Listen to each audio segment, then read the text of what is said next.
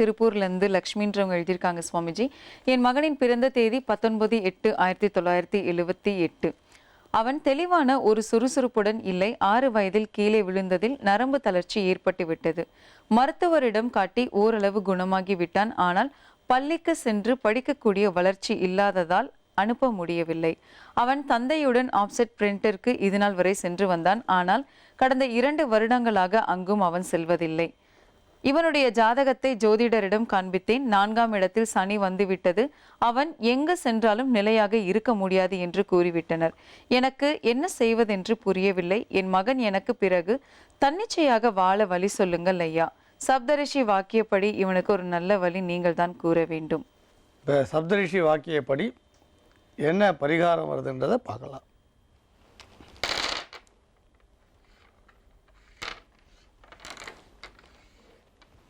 சில எளிய பரிகாரங்களை சொல்கிறோம். நீங்கள் அதை தொடர்ந்து செய்யுங்க. பலன் கட்டாயம் இருக்கும். அதாவது 3 புதன்கிழமை பொதுவாக கிருஷ்ணன் கோயில் ரொம்ப விசேஷம். அப்படி இல்லைன்னா பெருமாள் கோயிலில் வைங்க. இல்லை பெருமாள் கோயில் தோட்டத்தில் குளக்கரையில் வைக்கலாம். புன்ன மரக்கன்று வாங்கி ஒரு ரோகிணி நட்சத்திரத்துக்கும் கிருஷ்ண பகவானை நினச்சி நீங்கள் நட்டுடுங்க.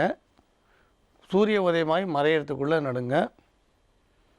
கோதுமையை ஒரு 9 பிடி ஊற வச்சு அந்த கோதுமையோட ஜலத்தை மரத்துக்கு விடலாம். இல்லைனா மொச்சையை 9 பிடி ஊற வச்சு அந்த ஜலத்தை மரத்துக்கு விடலாம். இதை அதுக்கப்புறம் சாதாரண ஜலம் விட்டுட்டு வந்தீங்கன்னா போகிறோம்.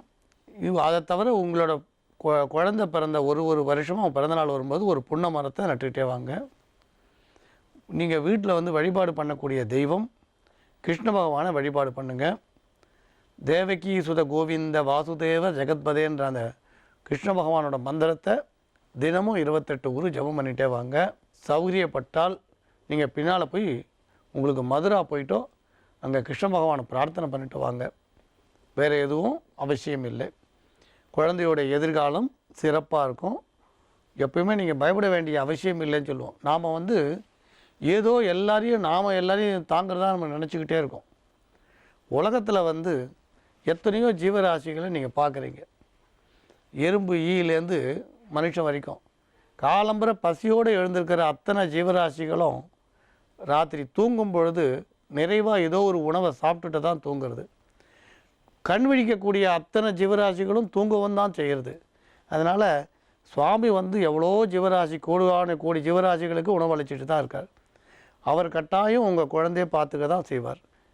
உங்களை பொறுத்த வரைக்கும் குழந்தை 20 வயசு ஆனாலும் 25 வயசு ஆனாலும் 30 வயசு ஆனாலும் குழந்தைன்றது அம்மாவுக்கு குழந்தை தான். உங்களோட வருத்தம் நியாயமானது. ஆனால் நீங்கள் பயப்பட வேண்டாம்னு சொல்கிறோம். கிருஷ்ண பகவானை நம்புங்க. எப்படி கிருஷ்ண பகவான் திரௌபதிக்கு கடினமான நேரத்தில் உங்களுக்கு அந்த உணவை அட்சய பாத்திரத்தில் எடுத்து கொடுத்தாரோ, அவரோட அருள் எப்படி கிடச்சிதோ அந்த மாதிரி உங்கள் குழந்தையோட வாழ்க்கையில் உங்கள் பையன் வாழ்க்கையில் கிருஷ்ண பகவானோட அருள் கிடைக்கும். அவர் ஒரு நல்ல வேலைக்கு போகக்கூடிய வாய்ப்பு கிடைக்கும். அதனால் குழந்தையோட எதிர்காலத்தை பற்றி பயப்படாதீங்க. எல்லாத்தையும் கிருஷ்ணன் பார்த்துப்பார். நீங்கள் ஒரு ரயிலில் பயணம் பண்ணும்பொழுது சுமையை நம்ம தலையில் வச்சுக்கிறது கிடையாது, பக்கத்துலேயே வச்சுக்கிறோம், கீழே இறக்கி வச்சுக்கிறோம். மேஷ ராசிக்கு இது ஒரு மகிழ்ச்சியான நாள். ராசிக்கு 12ஆம் இடத்திலே இருக்கும் சந்திரன் குரு பார்வையில் அமைந்து கஜகேசரி யோகம் ஏற்பட்டு இருக்கிறது. குருவும் சந்திரனும் ஒன்றை ஒன்று நேருக்கு நேராக பார்த்து கொள்கின்ற அற்புதமான ஒரு கிரக அமைப்பு. ராசி அதிபதி செவ்வாய் 10ஆம் இடத்திலே நகரத்தில் உச்சம் பெற்று குருவால் பார்க்கப்படுவது மேஷ ராசிக்கு ஒரு மிகப்பெரிய யோகம் என்று சொல்லலாம். நன்மைகள் அதிக அளவிலே நடைபெறுகின்ற ஒரு நல்ல நாள் இந்த நாள். இது ஒரு மகிழ்ச்சியான நாள் என்றும் சொல்லலாம். மிகச்சிறப்பான நன்மைகளெல்லாம் நடைபெறப் போகும் நாளாக இந்த நாள் விளங்குகிறது. சிம்மத்திலிருந்து மீனம் வரை வரிசையாக கிரகங்களெல்லாம் அமைந்து கிரகங்களை மாலை தொடுத்தார் போல் இருக்கின்றன. கிரகமாலிகா யோகம் வரிசையாக இருக்கு பாருங்க. சிம்மத்தில் ராகு, கன்னியில் குரு, துலாமில் சூரியன், விருச்சிகத்தில் புதன் சனி, தனுசில் சுக்கிரன், மகரத்தில் செவ்வாய், கும்பத்தில் கேது, மீனத்தில் சந்திரன், வரிசையாக கிரகங்கள் மாலை கோர்த்தா போல் இருக்கின்றன. இது ஒரு ரொம்ப அபூர்வமான ஒரு யோகம். அந்த மாலை கோர்த்தாற்போல் கிரகங்கள் இருக்கும்பொழுது அதற்கு இடைப்பட்ட வீடுகளிலே உள்ளவர்களுக்கெல்லாம் அது கிரக மாலை சூட்டியது போல் இருக்கும். கிரக மாலிகா யோகம் என்று பெயர் இப்பொழுது ஏற்பட்டுள்ள இந்த கிரக தோரணத்திற்கு அற்புதமான நன்மைகள் நடைபெறப் போகின்றன. இன்றைய நாள் மேஷ ராசிக்கு ஒரு மிகச்சிறப்பான நன்மைகள் நடைபெறுகின்ற நல்ல நாளாக விளங்குகிறது. இது ஒரு மகிழ்ச்சியான நாள். வெகு சிறப்பாக உங்களது தொழிலிலே நீங்கள் கொடிகட்டி பறக்கப் போகிறீர்கள். என்ன தொழிலாக இருந்தாலும் சரி, உத்தியோகமாக இருந்தாலும் வியாபாரமாக இருந்தாலும் அல்லது பிற தொழில்களாக இருந்தாலும் அதிலே நீங்கள் மிகச்சிறப்பான ஒரு முன்னிலைக்கு வரக்கூடிய ஒரு அற்புதமான ஒரு நாளாக இந்த நாள் விளங்குகிறது. இது ஒரு மகிழ்ச்சியான நாள். நன்மைகள் சற்று அதிக அளவிலே நடைபெறுகின்ற ஒரு நாள் என்று சொல்லலாம். குருமங்கள யோகம், கஜகேசரி யோகம், கிரகமாலிகா யோகம் என ஏராளமான யோகங்களெல்லாம் இப்பொழுது ஏற்பட்டு இருக்கின்றன. ஆகவே நன்மைகள் அதிக அளவிலே நடைபெறும் என்பதிலே கடுகளவும் சந்தேகமில்லை. மிகச்சிறப்பான நன்மைகள் நடைபெறும் நல்ல நாளாக இந்த நாள் விளங்கும். ரிஷப ராசிக்கு இது ஒரு அற்புதமான நன்மைகள் நடைபெறும் நல்ல நாள். 11ஆம் இடமாகிய லாபஸ்தானத்திலே சந்திரன் அமர்ந்து கொண்டு குருவால் பார்க்கப்படுகின்றது. மிக மிக அற்புதமான நன்மைகள் எல்லாம் நடைபெறப் போகும் நேரம் இப்பொழுது நெருங்கி கொண்டிருக்கிறது என்று சொல்லலாம். இன்றைய நாள் உங்களுக்கு திருமண தடை நீங்கும். ரிஷப ராசியிலே உள்ள திருமண வயதில் இருக்கும் இளம் ஆண் பெண்களுக்கெல்லாம் இப்பொழுது திருமணம் நிச்சயிக்கப்பட போகிறது. அதிக அளவிலே நன்மைகள் எல்லாம் நடைபெறப் போகும் நல்ல நாளாக இந்த நாள் விளங்குகிறது. இது ஒரு மகிழ்ச்சியான நாள். வெகு சிறப்பான முன்னேற்றத்தை நீங்கள் அனைத்து விதத்திலும் காண்பீர்கள். ஆரோக்கியம் சிறந்து விளங்கும். பொருளாதார நிலையிலே நல்ல வளர்ச்சி ஏற்படும். தொழில் திருப்திகரமாக இருக்கும். நண்பர்கள் உறவினர்கள் உங்களுக்கு உதவியாக இருப்பார்கள். அனைவரும் ஒருவருக்கொருவர் புரிந்து கொண்டு மகிழ்ச்சியாக இருக்கக்கூடிய ஒரு நாளாக இந்த நாள் விளங்கும். குடும்பம் மகிழ்ச்சியாக இருக்கும். மாணவ மாணவியரின் கல்வி முன்னேற்றம் மிகச்சிறப்பாக இருக்கக்கூடிய ஒரு நல்ல நாள். மிதுன ராசிக்கு இது ஒரு நன்மைகள் நடைபெறும் நல்ல நாள். ராசிக்கு 10ஆம் இடத்தில் இருக்கும் சந்திரனுக்கு குரு பார்வை கிடைத்து கொண்டிருக்கிறது. 2ஆம் வீட்டோனாகிய சந்திரன் குரு பார்வையில் இருக்கிறது. 11ஆம் வீட்டோனாகிய செவ்வாயும் குரு பார்வையில் இருக்கிறது. ஆகவே பெரிய அளவிலே வருமானம் கிடைப்பதற்கு வாய்ப்பு இருக்கிறது. உங்களுக்கு அப்படி ஏதாவது ஒரு அமௌண்ட் வர வேண்டியிருந்தால் இன்றைக்கி போய் கேட்டிங்கன்னா கிடச்சிரும். வரவேண்டிய பணம் வசூலாகும். பாக்கி வெளியே நிற்கிறதெல்லாம் இன்றைக்கி கலெக்ஷன் பண்ணிடலாம். பொருளாதார நிலை சிறப்பாக இருக்கும். கொடுக்கல் வாங்கலில் இருந்த அனைத்து விதமான சிக்கல்களும் தீரும்.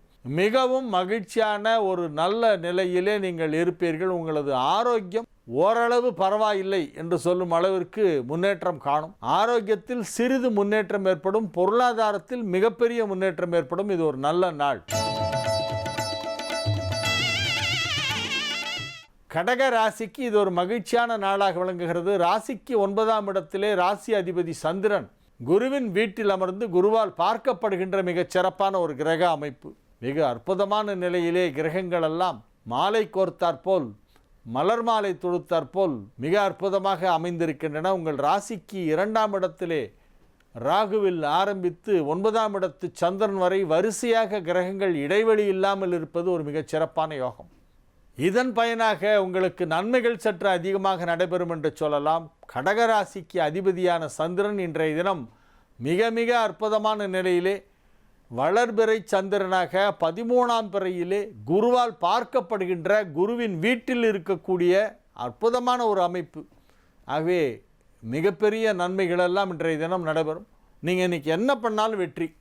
செய்யும் முயற்சிகள் அனைத்தும் அமோக வெற்றி பெறக்கூடிய ஒரு நாளாக இந்த நாள் விளங்குகிறது. இன்றைக்கி ஏதாவது ஒரு சின்ன விஷயம் செஞ்சீங்கன்னா கூட அது உங்களுக்கு பெரிய ஒரு நன்மையை பிற்காலத்திலே ஏற்படுத்தும். இன்றைய நாள் உங்களுக்கு ஒரு நல்ல நாள். நல்ல தெளிவான மனநிலையோடு இருப்பீர்கள். மற்றவர்கள் யாராவது உங்களை இன்ஃப்ளூயன்ஸ் பண்ணி ஏதாவது கெடுதல் பண்ணுறதுக்கு முயற்சி பண்ணால் நீங்கள் அதுக்கு வளைஞ்சு கொடுக்கக்கூடாது. நான் எதுக்கு அவங்களுக்கெல்லாம் கெடுதல் பண்ணணும்?